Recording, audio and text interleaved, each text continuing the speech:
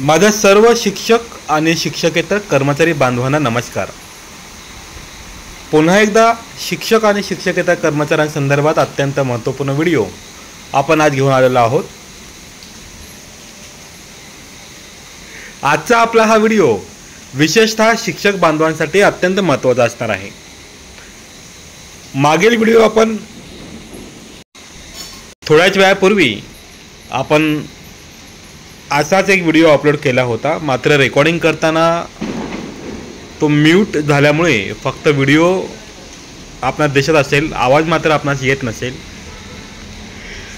यामुळे पुन्हा एकदा त्याच विषयावरती आपण आणखी एक व्हिडिओ अपलोड करत आहोत। तो जुना व्हिडिओ लवकरच चॅनलवरून रिमूव्ह केला जाईल। आजचा आपला हा व्हिडिओ बघतोय आपण, थंबनेलवरून तुम्हाला कल्पना आलीच असेल की विषय नेमका काय आहे। मागील आठवड्यामध्ये सुप्रीम कोर्टाने एक जजमेंट दिलेला आहे टीईटी परीक्षेसंदर्भात, शिक्षक आणि टीईटी परीक्षा। आणि या निर्णयानंतर अनेक चर्चांना उधाण आले। सोशल मीडियामध्ये अनेक या संदर्भातील बातम्या, काही विचार, तुलनात्मक अभ्यास, शिक्षकांची नोकरी आता गेली, शिक्षकांनी अभ्यासाला लागावं, जे ॲक्टिव्ह तेच टिकतील, जे ॲक्टिव्ह नसतील ते घरी बसतील, अशा प्रकारचे कित्येक सकारात्मक नकारात्मक चर्चेना उधाण या ठिकाणी आलेलं होतं। मात्र या सगळ्या चर्चेमध्ये वास्तविक चर्चा काय आहे किंवा या सगळ्या निर्णयाबाबतीमध्ये वास्तविकता काय आहे याच्यावरती बोलणारे फार कमीच आहेत। तर याच सगळ्या गोष्टींवरती साधक बाधक चर्चा आपण या व्हिडिओच्या माध्यमातून आज आपण करत आहोत।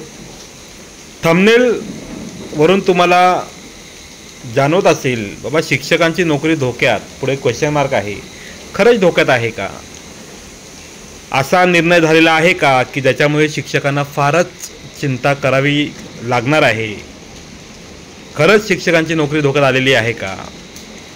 टीईटी परीक्षेसंदर्भात नेमका सुप्रीम कोर्टाचा निर्णय काय आहे? राज्य सरकार त्यावर काय भूमिका घेतली आहे? राज्य सरकार काय ठरवणार आहे? खरंच शिक्षकांना अडचणीत आणणारा हा सुप्रीम कोर्टाचा निर्णय आहे का? या संदर्भात नेमकं काय सत्य आहे याबाबत आढावा आपण आपल्या या व्हिडिओच्या माध्यमातून घेत आहोत। सर्व शिक्षक बांधवांना विनंती आहे, आपल्या चॅनलला सबस्क्राईब करा, तुमच्या मित्रांना, घरच्या मोबाईलमध्ये तुमच्या सहकाऱ्यांना सुद्धा आपल्या चॅनल सबस्क्राईब करायला सांगा। व्हिडिओचे व्ह्यूज वाढतात, मात्र सबस्क्रायबरची संख्या आहे तिथेच राहते। आपण जेवढे सबस्क्रायबर वाढवाल, जास्तीत जास्त लोकांपर्यंत आपले व्हिडिओ पोचवा, जेणेकरून आपल्या चॅनलची ग्रोथ वाढेल आणि जास्तीत जास्त शिक्षकांपर्यंत आपल्याला पोहोचता येईल। शैक्षणिक दीपस्तंभ या चॅनलला सबस्क्राईब करा। व्हिडिओ जर आवडला तर लाईक करा, शेअर करा। आपलं काही म्हणणं असेल तर नक्कीच कमेंट बॉक्समध्ये मेन्शन करा। तर सुरू करूया आपला आजचा हा व्हिडिओ। पाहूया शिक्षकांची नोकरी खरंच धोक्यात आहे का? काय आहे टीईटी निर्णय, सुप्रीम कोर्ट काय म्हणतात आणि त्यावर राज्य सरकारची भूमिका काय असेल या बाबतीमध्ये सविस्तर आढावा आपल्या या व्हिडिओमध्ये। साधारणतः या दोन प्रमुख मुद्द्यांवरती आपण आज चर्चा करणार आहोत। सुप्रीम कोर्टाचा निर्णय काय आहे आणि राज्य शासनाचा निर्णय काय होता, सध्या लागू आहे, यावर आपण चर्चा करणार आहोत। पहिल्यांदा सुप्रीम कोर्टाचा निर्णय काय तो तुम्हाला सांगतो। एका नामवंत अल्पसंख्याक संस्थेने सुप्रीम कोर्टामध्ये अपील केलं की अल्पसंख्याक शाळांना टीईटी लागू आहे का, कंपल्सरी आहे का? आपल्या सर्वांना कल्पना आहे की मायनॉरिटी संस्था असल्यामुळे त्यांना काही विशेष अधिकार देण्यात आलेले आहेत। तर तिथल्या शिक्षकांना टीईटी शासनाला कंपल्सरी करता येते का, यासाठी त्यांनी पिटिशन दाखल केलेली होती। मात्र सुप्रीम कोर्टाने त्याचा निकाल न देता ते प्रकरण प्रलंबित ठेवलं। त्याचा निकाल अद्याप लागला नाही आहे। मात्र शासनाच्या सेवेतील सर्व शिक्षकांनी टीईटी परीक्षा उत्तीर्ण होणे बंधनकारक आहे।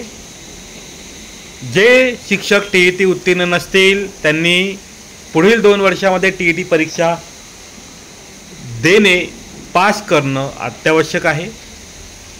ज्या शिक्षकांना टीईटी परीक्षेमध्ये उत्तीर्ण होता आले नाही त्या शिक्षकांनी घरी बसावं। ज्यांच्या सेवानिवृत्तीला 5 वर्ष बाकी आहेत त्यांना या अटीतून वगळण्यात आलेले आहे। मात्र त्यांना जर प्रमोशन हवा असेल, पदोन्नती हवा असेल तर मात्र टीईटी कंपल्सरी आहे। TET शिवाय शिक्षक पदावरती टिकणे शक्य नाही, अशा प्रकारचा निर्णय सुप्रीम कोर्टाने एका वेगळ्या विषयावर चर्चा करत असताना शिक्षकांसंदर्भात त्यांनी तो निर्णय दिलेला आहे. साहजिकच सुप्रीम कोर्ट म्हटलं की सर्वोच्च न्यायालय आहे, ते त्यांच्या निर्णयासमोर आपल्याला त्याला चॅलेंज करता येत नाही, तो निर्णय अंतिम असतो असं अनेकांचं म्हणणं येत आहे. मात्र या सगळ्या पार्श्वभूमीवर राज्य शासनाचा निर्णय काय त्याच्यावर आपण थोडक्यात चर्चा करूया. राज्य शासन 2013 मध्ये 13 फेब्रुवारी 2013ला त्यांनी GR काढला होता. TET संदर्भातच तो GR होता. त्यानंतर सुधारित GR 2016 2019ला निघालेला आहेत. त्याचा एकत्रित सार एवढाच आहे, 2013 नंतर जे शिक्षक नवनियुक्त शिक्षक असणार आहेत त्यांना TET सक्तीची करण्यात आलेली आहे. टीचर्स एलिजिबिलिटी टेस्ट त्यांनी देणं गरजेचं आहे. आणि 2013च्या पूर्वी थोडक्यात 2011 आणि 13 लक्षात ठेवा, 2011ला पण मध्ये नवीन भरती झालेली होती. त्यांच्यासाठी NCT द्वारा आयोजित एक प्रशिक्षण होतं, 6 महिन्याचं ते प्रशिक्षण असावं. त्याच्या प्रमाणपत्राच्या अटीवरती TETची अट ही शिथिल केलेली होती. मात्र 2013 नंतरच्या सगळ्यांना ही TET सक्ती केलेली आहे. पेन्शनप्रमाणे 2005 नंतरचे 2005 पूर्वीचे हा जो नियम आहे तोच आता या ठिकाणी सुप्रीम कोर्टाने 2 भेद केलेले, राज्य शासनाने 2 गट केलेले होते, 2013 नंतरचे आणि 2013 अगोदरचे. त्यातला 11चा गट हा थोडा वेगळा आहे. राज्य शासनाच्या सध्याच्या नियमावलीनुसार 2013 नंतरच्या सगळ्या शिक्षकांना TET कंपल्सरी आहे.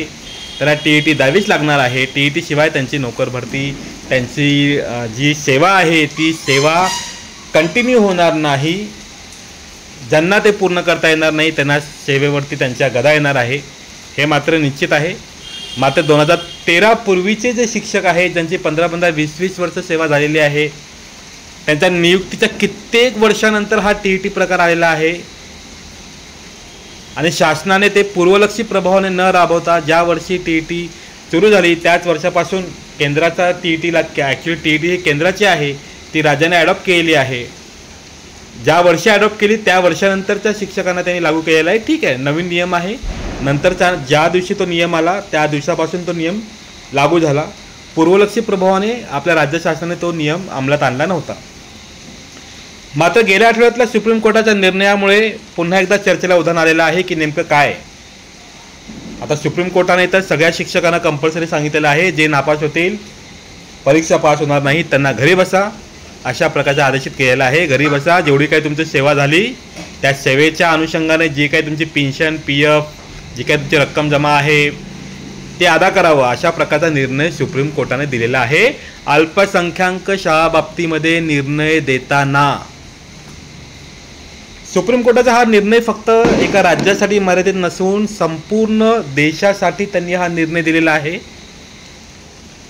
साहजिकच आज जवळपास आठवडा उलटला असेल सुप्रीम कोर्टाचं जजमेंट येऊन, मात्र राज्य शासनाने या बाबतीमध्ये आपली कोणतीही भूमिका अद्याप तरी स्पष्ट केलेली नाही. आता राज्य शासन नेमकं काय करेल. राज्य शासन त्यांच्याकडे पहिला पर्याय आहे, सुप्रीम कोर्टाचं जजमेंट आहे तसं अंमलबजावणी करणं आणि सगळ्या शिक्षकांना TET उत्तीर्ण होण्यासाठी 2 वर्षाची मुदत देणे. आणि जे शिक्षक 2 वर्षामध्ये उत्तीर्ण होणार नाही त्यांना घरी बसवणं, हा एक पर्याय आहे जो सर्वोच्च न्यायालयाच्या निर्णयाची अंमलबजावणी करणारा हा पर्याय आहे. दुसरा पर्याय राज्य शासनाकडे काय असेल तर राज्य शासन आपल्या शिक्षक बांधवाच्या बाजूने, कर्मचाऱ्यांच्या बाजूने उभं राहील. सुप्रीम कोर्टासमोर राज्य शासनाने 2013ला जो निर्णय घेतलेला आहे, GR काढलेले आहेत, 2013 नंतरच्याच शिक्षकांना TET कंपल्सरी केलेली आहे, पूर्वीच्या लोकांना नाही. कारण TET 2013ला जन्माला आलेली होती, त्यानंतरच्या लोकांना अंमलबजावणी केलेली आहे. या बाबतीमध्ये पुन्हा एकदा ते सुप्रीम कोर्टामध्ये आपलं प्रतिज्ञापत्र सादर करू शकतात किंवा पुनर्विचार याचिका दाखल करू शकतात. या 2 गोष्टी घडतील, एक तर राज्य शासन आपल्या शिक्षकांच्या सोबत उभं राहील, नाहीतर शिक्षकांच्या विरोधात. पण आत्तापर्यंत राज्य शासनाने कोणत्याही प्रकारे भूमिका स्पष्ट केलेली नाही. त्यापूर्वीच आपापसातच चर्चेला उधाण आलेलं आहे. अनेक शिक्षकांच्या मनामध्ये भीती निर्माण झालेली आहे. अनेक नवनियुक्त शिक्षक आहेत ज्यांनी नुकतंच शाळा जॉईन केलेली आहे, सर्व्हिसला लागलेले आहेत. अनेक जुने शिक्षक आहेत ज्यांचे 15-15 वर्ष सेवा झालेली आहे, लोन काढलेले आहेत. त्यांच्या मनात भीती बसलेली आहे, जर माझी नोकरी गेली तर EMI कसा भरायचा, कुटुंब कसं चालवायचं, एकटा कमवणारा आहे, काय होणार पुढे, काय होणार, माझी नोकरी टिकते की नाही, अशा अनेक समस्या, अडचणी, चिंता सध्या शिक्षकांना घेरलेलं आहे. माझं त्या शिक्षक बांधवांना एकच म्हणणं आहे की कृपया इतका विचार करू नका. लक्षात घ्या, TETचा आपण जर दरवर्षीच्या निकालाचा अभ्यास केला तर TETचा निकाल हा 10% जास्त कधी लागला नाही. 100पैकी 10 जण फक्त पास झालेत. 10% पण कदाचित मी जास्त म्हणतोय, 5% जास्त निकाल लागलेला नाही आहे. अगदी MPSC UPSC लेवलच्या आता प्रश्नपत्रिका असतात असं अनेकांचं म्हणणं आहे. इतका अभ्यास करावा लागतो. आता मला सांगा, आपले शिक्षक हे उच्च विद्या विभूषित असतात. प्रत्येक जणाने शिक्षकी पेशासाठी आवश्यक सगळी अर्हता त्यांनी धारण केलेली आहे. अगदी ते मग 12वी नंतर D.Ed असू दे, 10वी नंतर D.Ed असू दे, B.Ed असू दे, MA असू दे, M.Ed असू दे, ग्रॅज्युएशन, पोस्ट ग्रॅज्युएशन. अनेक आपले शिक्षक PhD धारक आहेत. प्रत्येक शिक्षकाने आपली व्यावसायिक अर्हता पूर्ण करूनच आपण या क्षेत्रामध्ये पदार्पण केलेलं आहे. आपला प्रत्येक शिक्षक बांधव अत्यंत आत्मीयतेने, तन्मयतेने, प्रामाणिकपणे आपल्या विद्यार्थ्यांना अध्यापनाचं काम करतोय. कोणत्याही प्रकारचे ट्रेनिंग नसताना सुद्धा टेक्नोसेवी बनणारे आमचे हे शिक्षक आहेत. 21व्या शतकामध्ये जिथे शिकवणं कमी आणि शिकवण्याव्यतिरिक्त दुनियाभरची ऑनलाईन कामं, सर्वेक्षण, माहिती भरा, सगळी कामं आपला शिक्षक बांधव करतोय, कोणत्याही ट्रेनिंगशिवाय, कोणत्याही प्रशिक्षणाशिवाय. अशा शिक्षकांना पुन्हा एकदा परीक्षा द्यावी लावणं, देणं म्हणजे द्याव्यास भाग पाडणं कितपत योग्य ठरणार आहे. आणि समजा शासनाने सक्ती केली, TET परीक्षा घेतली आणि अगदी 10% निकाल लागला. महाराष्ट्रामध्ये हजारो लाखो शिक्षक आहेत. त्या हजारो लाखो शिक्षकांपैकी मुठ्ठीभर शिक्षक पास झाले, मग काय बाकी सगळ्या लोकांना शासन घरी बसवणार आहे का? आणि हा जर निर्णय झाला तर माझा शिक्षक बांधव स्वस्थ बसेल का? संघटना स्वस्थ बसतील का? साहजिकच प्रत्येकजण आपल्या स्वतःच्या अस्तित्वासाठी लढत राहतो. अगदी तो जीवजंतू असू दे, एखादा प्राणी असू दे, आपण तर मानव आहोत आणि त्यातल्या त्यात आपण शिक्षक आहोत. आपले हक्क, आपल्या जबाबदाऱ्या याची जाणीव आपल्याला आहे. यापुढे काय करायचं हा विचार प्रत्येकाच्या मनात असावाच. शेवटी आपल्या अस्तित्वाची ही लढाई आहे. ती लढण्यासाठी प्रत्येकाने तयार राहावं. मात्र तुर्तास राज्य शासन काय म्हणतंय ते आपण बघूया, ती भूमिका आपण पाहूया. आमचा कोणताही शिक्षक बांधव TET परीक्षेला नकार देत नाही. मात्र TET केली नाही म्हणून तुम्हाला घरी बसू, तुमचं प्रमोशन थांबू, हा प्रकार योग्य नाही. शिक्षक बांधवांनी साईड बाय साईड TETची तयारी सुरू ठेवावी, त्यात काही वाद नाही. मात्र राज्य शासनाने आपल्या शिक्षकांच्या बाजूने उभं राहण्याची अपेक्षा आज प्रत्येक शिक्षक कर्मचारी बांधव